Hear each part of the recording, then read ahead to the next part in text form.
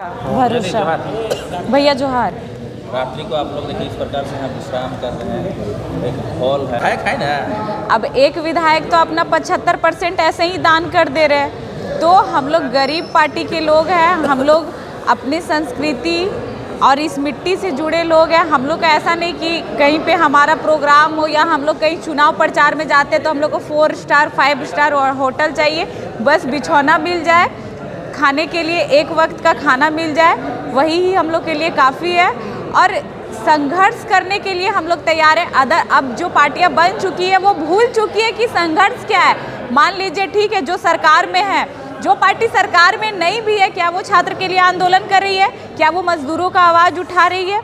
नहीं। ये पार्टी से आज एक विधायक है, कल को 10 विधायक भी आ जाते हैं तो ये पार्टी ऐसे ही रहेगी और ये पार्टी के लोग भी ऐसे ही सिंपल साधारण तरीके से ही आपको मिलेंगे।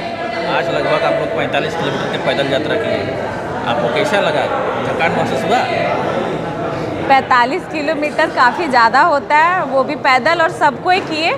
हाँ, भले लगभग 1-2 किलोमीटर करके सभी कोई आराम कर रहे थे, लेकिन सभी कोई संघर्ष चिरैया मोड़ से लेकर अभी हम लोग विष्णुगढ़ इंटर स्कूल में है, तो यहाँ अभी खाना भी कोई नहीं खाए, खाना खाएंगे, फिर यहाँ से कल हम लोग हजारीबाग की ओर प्रस्थान करेंगे। और थकावट तो हुई है और सभी कोई को हुई है। कैसा लग रहा है कि इतना कष्ट क्यों कर रहे हैं आप लोग?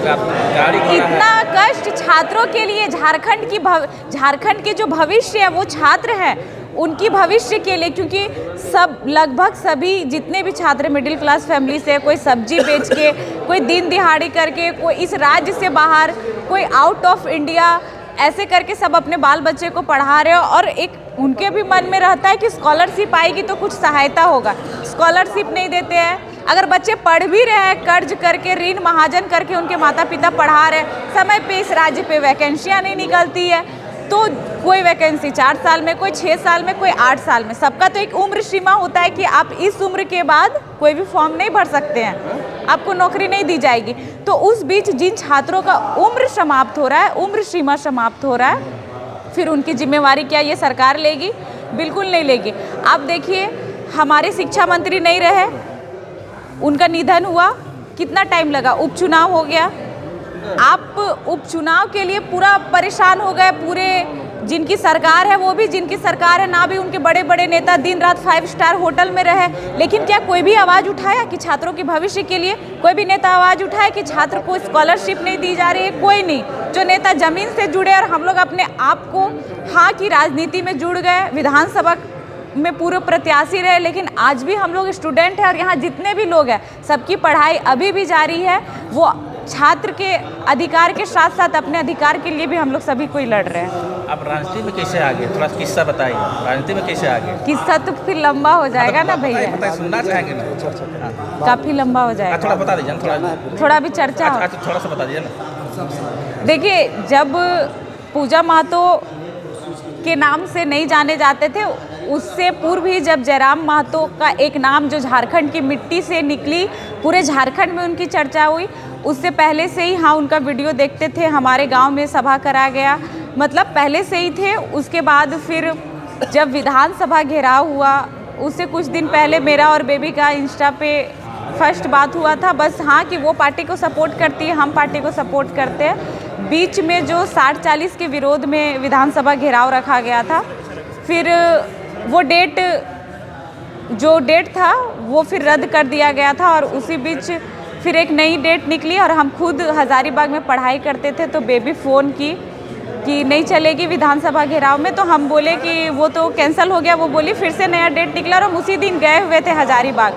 तो फिर हम लोग का बात हुआ, तो बेबी बोली ठीक है, हम एक अपनी फ्रेंड के साथ आएंगे। हम भी अपने घर में बात किए, तो घर से परमिशन नहीं दिया गया था, तो फिर हम बेबी को बोल दिए थे। और उस समय ना हम फ़ोन पे यूज़ करते थे, ना बेबी फ़ोन पे यूज़ करती थी, तो बेबी के साथ जो लड़की आने वाली थी वो मना कर दी। तो बेबी बोली हम अकेले ट्रेन से नहीं जा पाएंगे और बस से जाएंगे तो हम जा पाएंगे, फिर रिटर्न आने के लिए मेरे पास पैसा नहीं है। तो हम उसको बोले कि तुम आ जाओ, जो तुम्हारे पास पैसा, रिटर्न जाने का पैसा हम दे देंगे। फिर इस तरह एक डर भी था मन में, क्योंकि घर से परमिशन नहीं मिला था। फिर हमारे उस समय पार्टी भी नहीं था, लेकिन अभी पार्टी सुप्रीमो जो जयराम महतो जी है, फिर उनको किसी तरह हम कांटेक्ट किए और बोले हमारे घर के लोग अगर डांटेंगे तो आप थोड़ा बचा लीजिएगा, थोड़ा सपोर्ट कर दीजिएगा। फिर हम लोग वहाँ गए और फर्स्ट टाइम मतलब जब आंसू गैस वगैरह फेंका गया, वो सब फर्स्ट टाइम एक था जैसे मूवी में सीन होता है वो सब हो रहा था। फिर उनको डिटेन करके ले गया। फिर हम लोग उधर गए जिधर विधानसभा से दूर में थोड़ा रूम वगैरह बना हुआ है, लोग रहते हैं। किसी का नेटवर्क उस समय उधर नहीं था क्योंकि नेट भी नहीं चल रहा था, क्योंकि उस समय 5G न्यू लॉन्च हुआ था। फिर जो मोती महतो का जो वीडियो वायरल हुआ था वो मेरे ही फ़ोन द्वारा बनाया गया था। वहाँ हम लोग कम लोग थे। फिर हमको और बेबी को गाड़ी बैठा के भेज दिया गया, लेकिन हम और बेबी फिर जो जगन्नाथ मंदिर है वहाँ उतर गए और छुप के एक जगह बैठे हुए थे। फिर हम लोग शाम तक बैठे हुए थे। फिर कुछ भाई लोग बोले कि जयराम महतो जी से मिलने जाना है क्या। फिर हम और बेबी गए। फिर हमारे बैग में 2-4 केला था, ब्रिटानिया केक जो 10 रुपये वाला आता है वो था, बिस्किट था। फिर हम लोग सबको खाए। फिर वहाँ पे रात रुके। फिर जो जन जागरण का प्लानिंग है जो मेरा और बेबी का हुआ था, वो बस हम लोग 2-4 लोगों द्वारा ही प्लानिंग किया गया था। उसमें अध्यक्ष महोदय जी हम लोग को नहीं बोले थे। फिर इसी तरह जन जागरण स्टार्ट हुआ। हम लोग को भी नहीं पता था कि एक पार्टी बनेगा। हम लोग अपना मेहनत करते रहे, पार्टी बनी। फिर जो विधानसभा चुनाव हुआ पिछले साल हमारे राज्य में, उसमें गोमिया विधानसभा से हम पूर्व प्रत्याशी भी रहे। और फिर चुनाव ख़त्म हुआ तो एक जिम्मेवारी मिली एक क्षेत्र की। तो अब क्षेत्र के साथ साथ अब वैसे ही जिम्मेवारी चल रहा है, वही सिलसिला चलता आ रहा है। घर वाला आपको रोक टोक नहीं किए? स्टार्टिंग में किए, फिर अभी मेरे घर वाले ही सपोर्ट करते हैं, हर जगह घर वाले ही पहुंचते हैं। ठीक है।